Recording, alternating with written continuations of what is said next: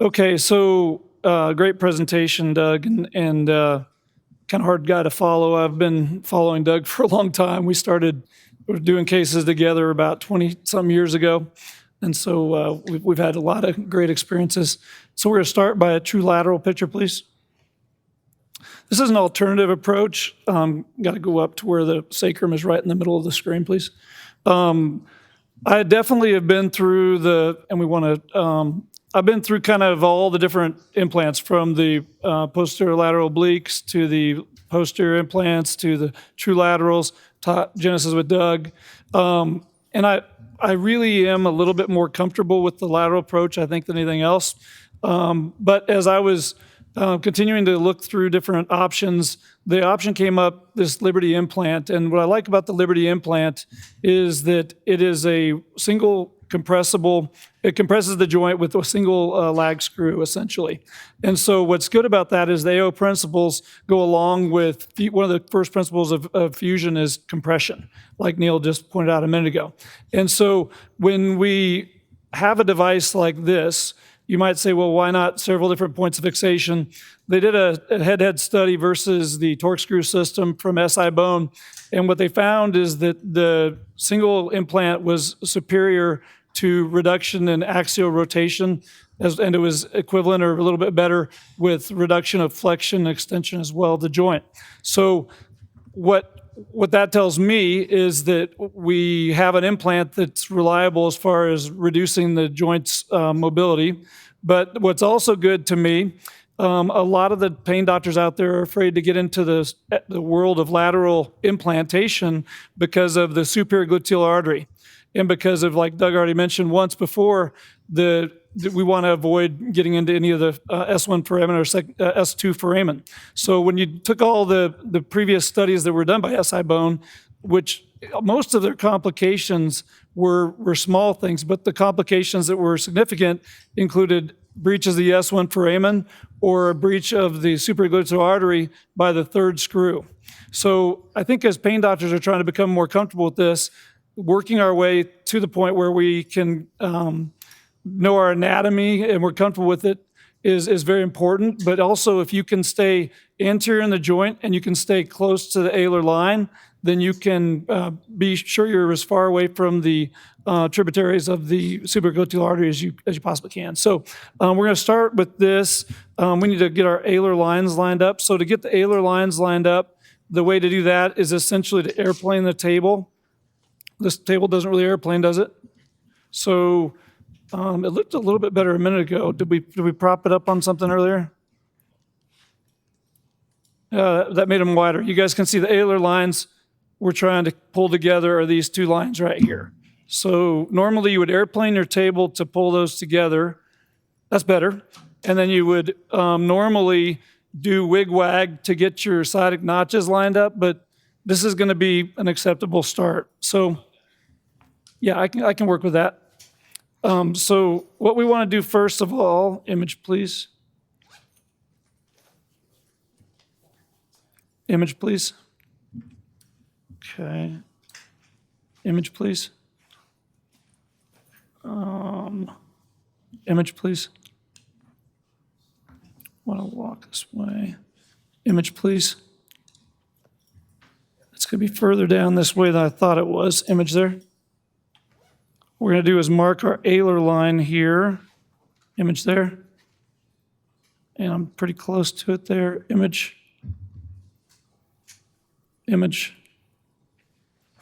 Normally I get the sacrum in the image in the anatomical position, so I'm working upside down backwards when I usually do. Image there. We'll take that as our alar line. I always mark the alar line because that's important for when we're opening up our wings. And then just about 90 degrees from that, usually, image. And that's going to be anterior. Image there. That is going to be image there. Our anterior image there. Image there. Image there. We'll call that our anterior sacral wall. So that's the sacrum. I was threatened at my life to not cause to make this any more difficult than it is. But typically what I do is I put the sacrum in the exact position that the body lies and do a plumb line to line up the sacrum exactly right. But I'm going to expedite things a little bit. Image, please. What we're looking for is going to be a line just a little anterior to that. Image there. Anterior to there. And inferior. Image there. Somewhere about there is where I'm going to make my incision. And the incision doesn't have to be very big at all. Picture again. I want to be on the other side of the alar line. Image there. And down just a little bit. Image there. Chad, can you center the image? Yeah, I will. We're Once getting I a fair figure out where degree I of am. parallax in here, and we're losing the lines. Okay, image again. I need to go more anterior, which is going to be this way. Image there. And image there. Okay, let's just do this. Let's flip the sacrum around so that it's lined up for me. That way it'll be easier. So we want to have the tip of the sacrum back here. And then just kind of, if I stand it up like this, take a picture there. Go ahead and tilt the sacrum around until it comes just like that. Perfect, good, okay, good. Now let's mark our lines again. Image there. Okay, so that's pretty close. Image there. And that's the alar line, we've marked that, good. And the sacral line is about right here, image there. It's all right, image there. That's pretty close right there. So that would have our intersection being about right here. Not bad, a little more towards, away from the alar line, image there. What I did there is I changed it so that up is up and down is down, and that way I can easily make my maneuvers I need to make here. Gonna make my little incision there. Image one more time. So I want to be just on the other side, image there. And maybe just up just a little bit right there, image there. That's about my starting point, or just a little further away from the alar line. So I'm going to make my incision. There's a bunch of incisions over here, but I'm going to make mine.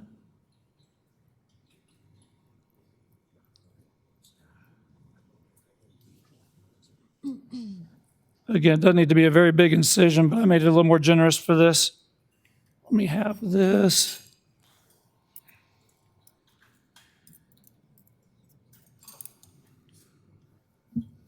Going to take this down to the bone.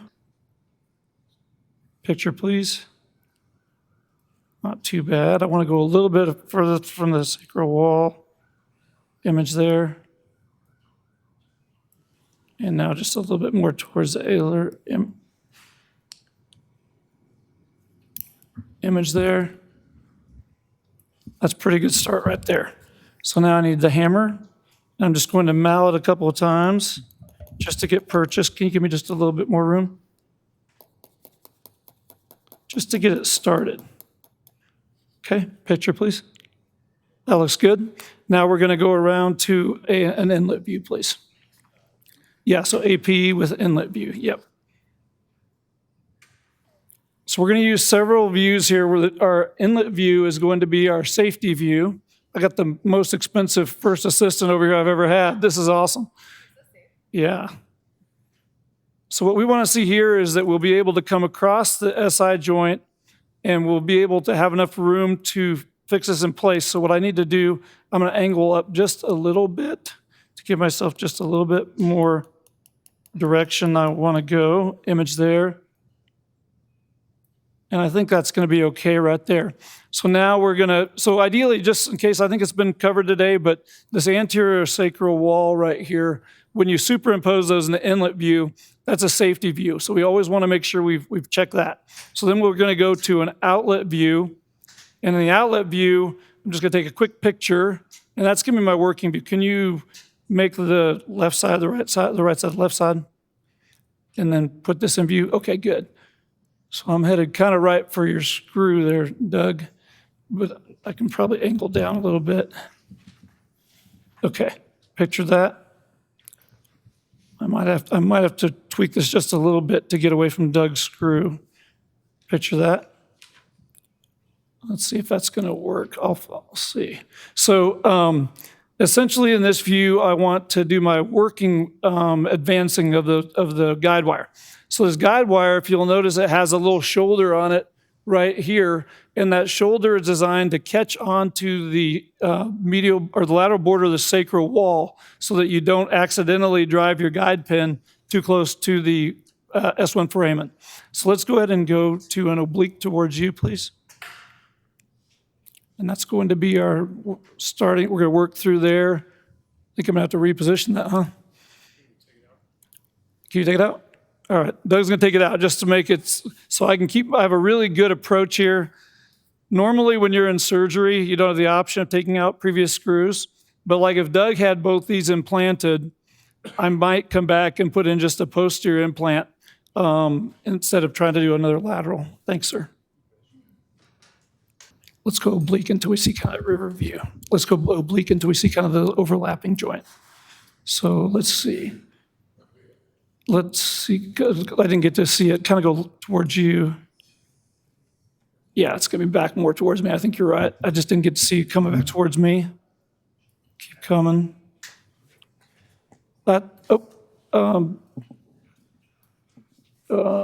Pretty close to there. I think I like that, okay. So I'm going to tap, tap, tap this across the SI joint, image there, until the shoulder catches onto it.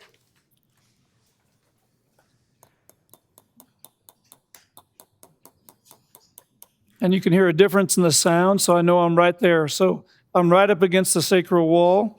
So the next thing I'm going to do is I'm going to go ahead and do this first dilator here. Like Doug alluded to in his, the hardest part of these procedures for us is to see the little lines. They need to make these for the over 50 crowd, but they don't. So I'm going to take this and advance it all the way down to the bone, image there. And when I do that, you can see I'm right up against the ilium there and I think it's a C. A C will work? Okay, good. We happen to have a C, so we can do a C. So now I'm going to take the second dilator and advance it over. One of the pro moves you can do is you can get inside of here and do like a finger sweep to kind of clear the tissue, because sometimes these dilators will kind of glide on you a little bit, but they're doing just fine. Put in the next dilator, and that looks good. And then this is our working channel. After I get the working channel up against there, and each of these stacks, I don't know if you guys can see this, but the reason I'm not taking a picture every single time is because these stack kind of like a wedding cake or a birthday cake that's stacked. And so I know that if my first one's good, you can take one picture, please. You can see they're all right up against the ilium, so that looks good. Next, we're gonna take our guide wire extension, which is not reverse threaded, which Genesis was. This is regular threaded, so it's gonna be clockwise. And we're gonna do kind of like we did earlier with our other procedure. We're gonna hold tight here, and then we're going to hold the back of that if you can. And I'm gonna pull out each of the little dilators and leave the working channel in place.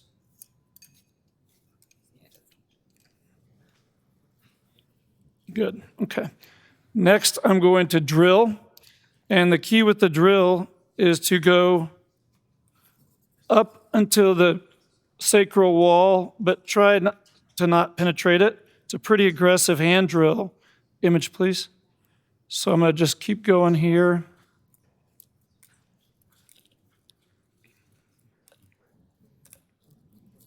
Image, please. It's angling a little bit down. I'm going to angle it. Just image again. I think I can get away with that. And taking looks to see about when you're, okay, I'm right there. So I don't want to go any further than that. I'm going to back it back out.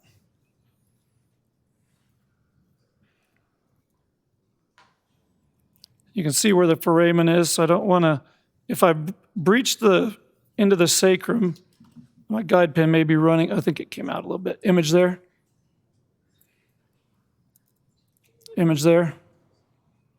That's about where I want my guide pen, so I'm short of the sacrum. This is designed to be short of the sacrum. And then I can come in with the implant. And the implant, you just turn this main handle clockwise, image. I got to keep an eye on my guide wire. It's going to run on me just a little bit. And I'm just going to advance this until I get the threads image past the medial or the lateral border of the sacrum. Image there. And so each of these little threads, I don't know if you guys can see these little threads starting there. It has to be on the other side of the sacrum, because what I'm going to do in a second is open up some wings. And for those wings to open up, they need to be past the joint. So I'm just going to turn it a couple more times.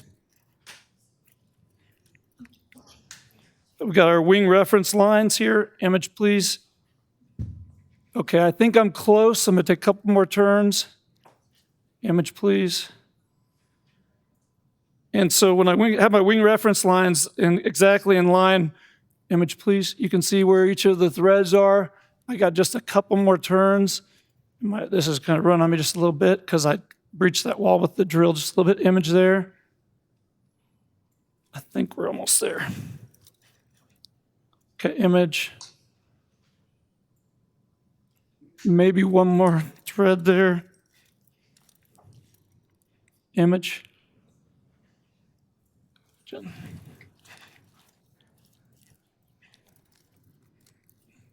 Okay, image. Now I think we're good. So we're on the other side of that. So now we're going to go to our inlet oblique to open up our wings. And the wings will open up. You'll see them open up in just a second here. Turn this knob 1 fully clockwise. Picture, please. And the wings have opened up good.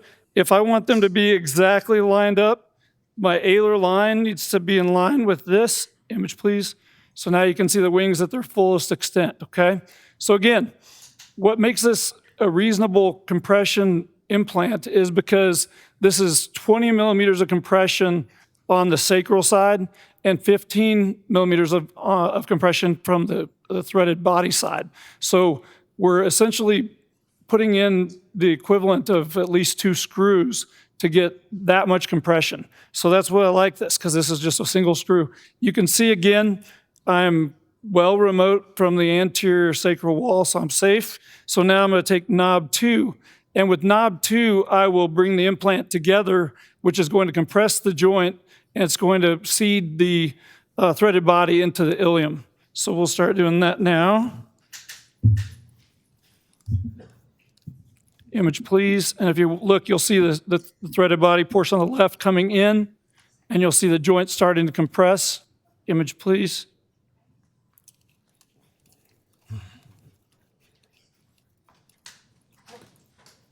Okay, it's starting to get tight, so it looks like I'm getting close to being up against the wall, and the joint is compressing nicely. Image there. And you can see it's still coming together just a little bit more. Oh, it's loose there, that's why.